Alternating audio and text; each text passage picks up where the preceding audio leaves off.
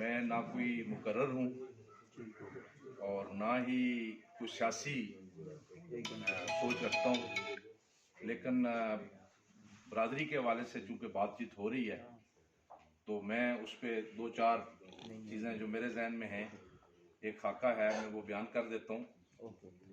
तमाम मुअज़्ज़िज़ीन ने अपने अपने ख्यालात का इज़हार किया और सबकी सोच काबिल कदर है। मैं जो बात कर रहा हूँ वो शायद किसी को थोड़ी सी नागवार गुजरे, वो मैं इब्तिदा में कर देना चाहता हूँ। मेरी बात 3-4 मिनट से ज़्यादा की नहीं होगी, शायद थोड़ी आपको लंबी लगे, लेकिन 3-4 मिनट में मैं ख़त्म कर दूँगा, वाइंड अप कर दूँगा।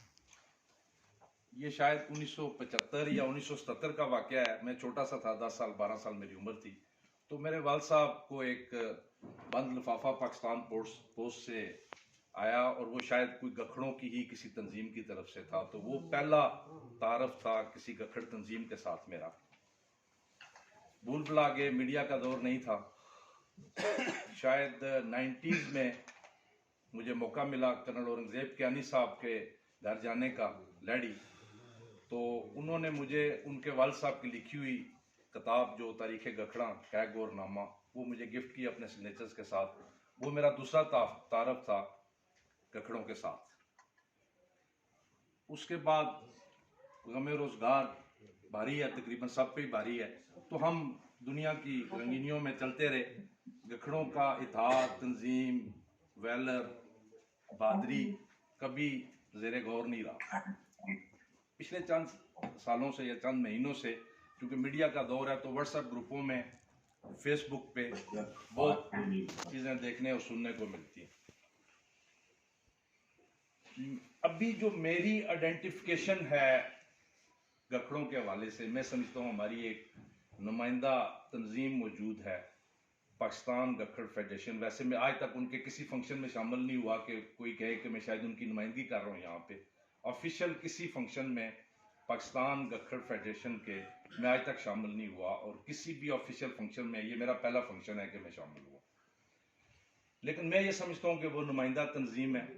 अगर किसी को किसी की सोच या उनकी किसी बात से इख्तलाफ है तो हम उनको गैर नुमाइंदा ना कहें, बिल्कुल नहीं। पहली बात, बिल्कुल। यानी हमें जो हम कह रहे हैं इत्तेहाद और तंजीम, दो चीज़ें बुनियादी सदा से हम सुनते हैं कि जी बुनियाद हैं किसी भी तलक की, इत्तेहाद और तंजीम। तो इत्तेहाद हमारा पहचान के साथ है। तनवीर कियानी साहब ने कहा कि गखड़ शाह की औलाद है, तो मैं समझता हूँ कि बाकी जो गोते हैं ना, वो लोकल पहचान के लिए तो होनी चाहिए। सारे गखड़ बराबर है।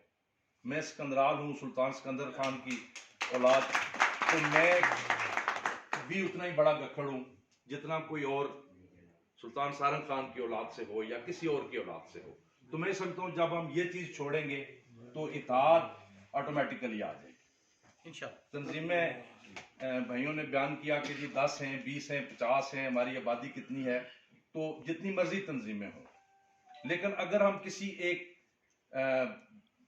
ऊपर किसी एक तंजीम को मान लें तो मेरा ये ख्याल है कि हमें आसानी होगी। उसके नीचे फैमिली वेलफेयर ट्रस्ट हो सकता है, उसके नीचे कोई एजुकेशन का सिस्टम हो सकता है, उसके नीचे कोई मैट्रिमोनियल सर्विसेज हो सकती हैं, बहुत कुछ हो सकता है। लेकिन किसी एक ऊपर कोई एक तंजीम अगर हो तो वो बहुत अच्छा है।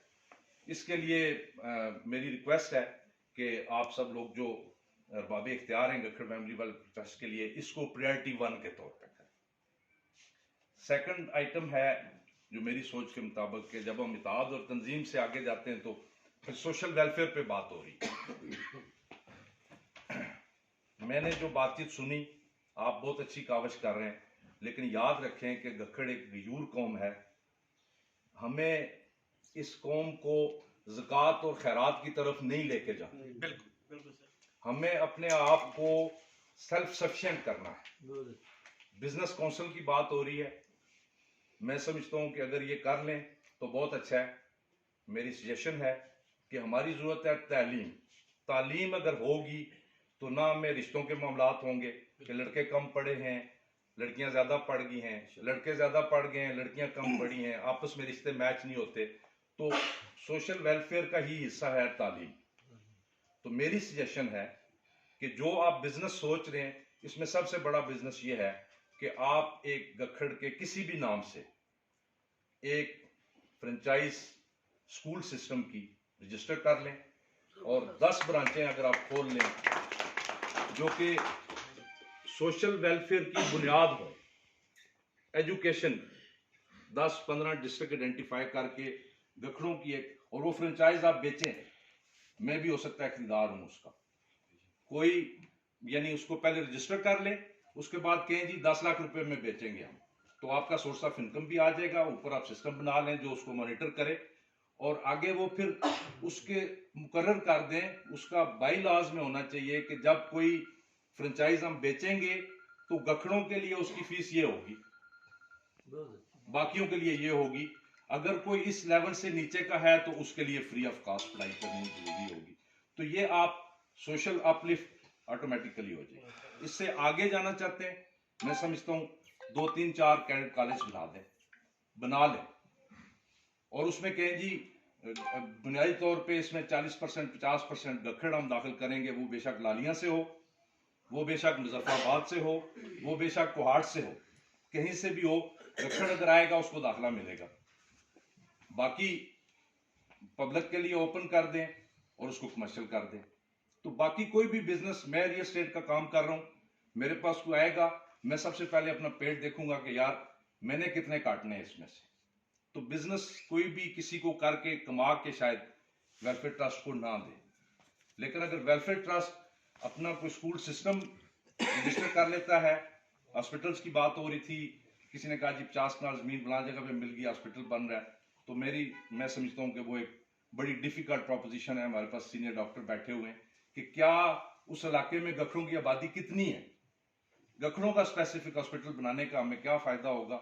जगह देना कोई मुश्किल नहीं, मुजफ्फराबाद में तनवीर कैनी साहब दे देंगे, जेलम में मैं दे दूंगा, मूरत में कमर कैनी साहब दे देंगे, लेकिन उस पे जगह पे उसको आप यूटिलाइज कैसे करेंगे ये इंपॉर्टेंट। जगह लेना किसी जगह पे मुश्किल नहीं है, एक दफा शायद आप फंड्स भी इकट्ठे कर लें, क्या वहां पे फिजिबिलिटी बनती है या नहीं बनती।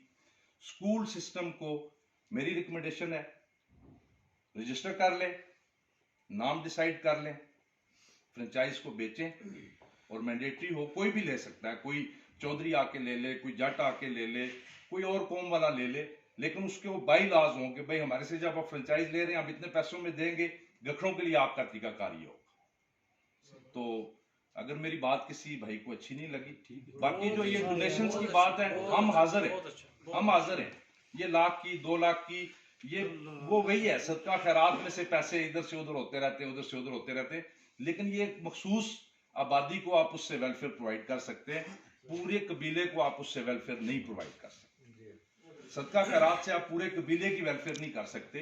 कबीले की वेलफेयर के लिए ये हो सकता है कि आप उनकी एक तो नेटवर्किंग बड़ी स्ट्रांग होनी चाहिए, मैट्रिमोनियल सर्विसेज प्रोवाइड करें, पता हो फलां घर में इतनी बच्चियां हैं ये तालीम है, फलां घर में इतने बच्चे हैं ये तालीम है, आपस में जोड़ मिलता है नहीं मिलता, ये चीजें आपको अगली जो डीएनए आपका इसी बात से कायम रहेगा। तो मैं तमाम दोस्तों का शुक्रगुजार हूँ, मेरी बातों को आपने तवज्जो से सुना, अगर किसी को बात अच्छी ना लगी हो मैं माजरत खाऊं। थैंक यू वेरी मच, बहुत शुक्रिया।